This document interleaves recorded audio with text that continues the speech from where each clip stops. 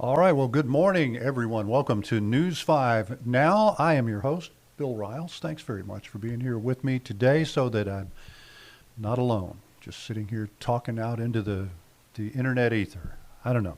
We're going to get you started. We got big stories to talk about. We've got a question. We've got a poll. We got it all right here on News 5 Now. Brought to you by Green and Phillips, covering news from your neighborhood and around the world. News 5 Now starts right now. I'll get you started with our big stories today, and a lot of people interested in this one. Number 5, earlier this morning, black smoke came from the chimney, meaning a pope has not been chosen. This is, of course, the Sistine Chapel. Once white smoke billows from the chimney there at the chapel, that means the cardinals have chosen a new pope. A new pope could be chosen by tomorrow with several rounds of votes happening today. Of course, the black smoke means they have not elected a pope. White smoke would indicate that they are.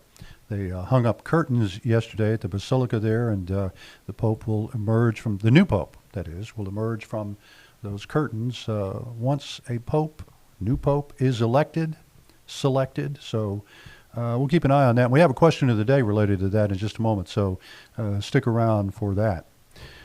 Number 4, and if I can get to it there, number 4, there were 3 former Memphis police officers charged in the beating death of Tyreek Nichols were found not guilty of second-degree murder yesterday. The jury handed down that verdict yesterday after 8 hours of deliberations. Nichols died on 2023 after a traffic stop that turned violent. Now, there's more to the story. There were 5 police officers who are now former police officers charged. 2 of those officers have pleaded guilty to state charges, one for murder of Tyreek Nichols. So these 3 officers were sort of on the periphery of that particular thing with Tyreek Nichols, even though they were involved but found not guilty by a jury yesterday. Number 3, Alabama lawmakers approved a bill to cut the state sales tax on food. That tax will drop from 3% to 2% beginning September 1st. Another bill will exempt baby formula, maternity clothing, diapers, and feminine products from the 4% sales tax. And if you were watching News 5 this morning, you heard Caroline Carruthers, who has a new baby, little Ella Jane, how expensive baby formula is, and diapers. Yeah, that stuff's on up there. So for new parents out there, this could be a big help for that bill. And, of course, for everybody else, dropping the tax on food will help a little bit as well. Number 2, after more than 20 years of delays, the new Real ID requirements are now in effect. They took effect yesterday across the country and at Mobile Regional Airport. Travelers now have to show the Real ID to get on a flight. Now, things went smoothly yesterday. That's because I think TSA was ready for this. The travelers without the ID were still allowed to get through security. They were given flyers informing them that going forward they would need to present a real ID and another acceptable form of identification. That would include your passport.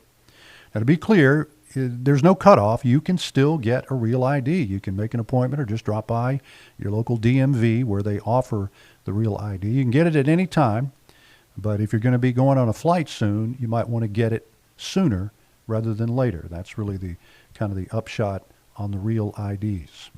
And number 1, the man police say is responsible for a deadly crash in Thomasville this week is now in jail, facing 2 counts of manslaughter. Tuesday afternoon on Highway 43, a semi plowed into several stopped cars at a high rate of speed. Police say the driver, 45-year-old Andriy Dimiturko, works for a big transportation company, is in the U.S. on a work visa from Ukraine. The crash killed 37-year-old Ashley Marie Springer McDonald and 53-year-old Woody Beck. Thomasville's mayor said the crash was due to pure negligence. That investigation is still ongoing, so we will no doubt have much more coming out of that Thomasville story in the days ahead. Now, back to the Pope. We'll get you to our question of the day, and the question is, what qualities would you like the next Pope to have? There have been a lot of folks saying how progressive Pope Francis was, and some comments to that effect. But Kent may have the best. Super shredded, but has a crippling shellfish allergy. I appreciate your sense of humor there, Kent. I really do. To understand that the Church of the Lord Jesus Christ no longer needs a priest to confess one's sins to. That's from Jason. And Virginia says, be a man of God. Follow the word. Well, you can weigh in on how you'd like to see what the new Pope is all about. Comment on that, if you will. And, of course, you're welcome to do so for any of our questions or polls or any of that sort of stuff here on our WKRG Facebook page. Get to our poll of the day. And that question is, are you worried about the measles outbreak? We've seen some cases. There have been hundreds of cases now of the measles, mostly in folks who were not vaccinated.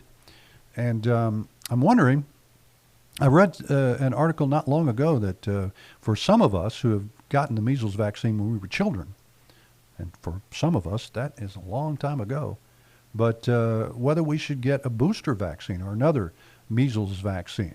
I don't know. I'm not a medical person, so I'll relay that to the scientific community and find out. But if you're worried, you can log on to WKRG Facebook page anytime. Give us a comment. We'd like to hear from you, and it's certainly easy to do. If you're right here, right now, you can comment on anything you see on our Facebook page. And there are plenty of stories that we put up throughout the day, each and every day, right here on our Facebook page and at WKRG. And, of course, all of those are linked, as is this live stream right here, News 5 Now.